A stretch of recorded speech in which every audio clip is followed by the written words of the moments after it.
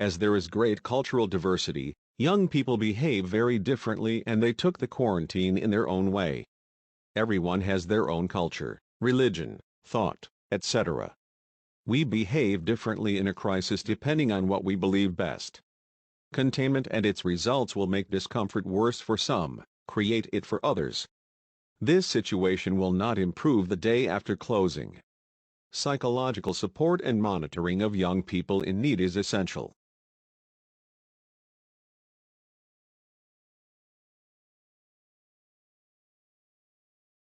Of all the students interviewed, it is their campus's ability to give them the feeling of belonging to a community that they emphasize the most.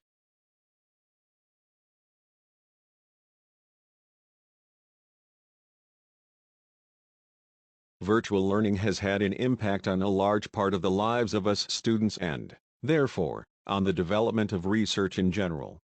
It was difficult for us to socialize and get in touch with the base people for the like-minded survey through virtual courses. Respondents depend on their schools for their physical, mental and financial safety that promote their classrooms to be better support systems for all students.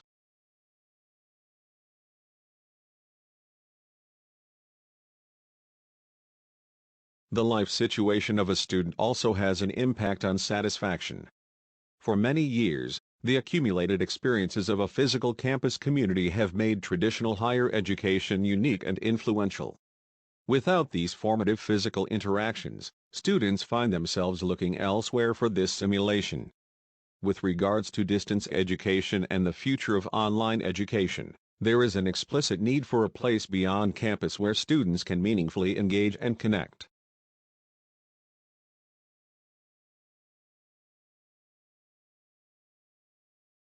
The period of seclusion has a strong impact on the well-being and mental health of students.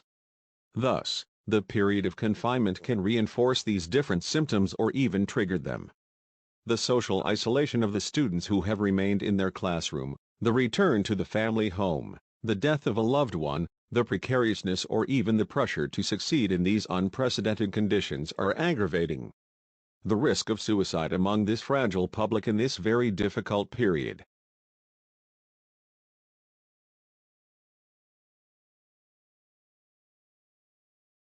Studies show again that students are more affected by suicidal thoughts than the rest of the population. For these reasons, it is extremely important to apply ethnographic research to know the reasons for these behaviors in depth and to be able to carry out the proposed solutions. When the lockdown is gradually lifted, support for students weakened by the crisis should not stop suddenly. On the contrary, follow-up and support should be given to deal with the current crisis.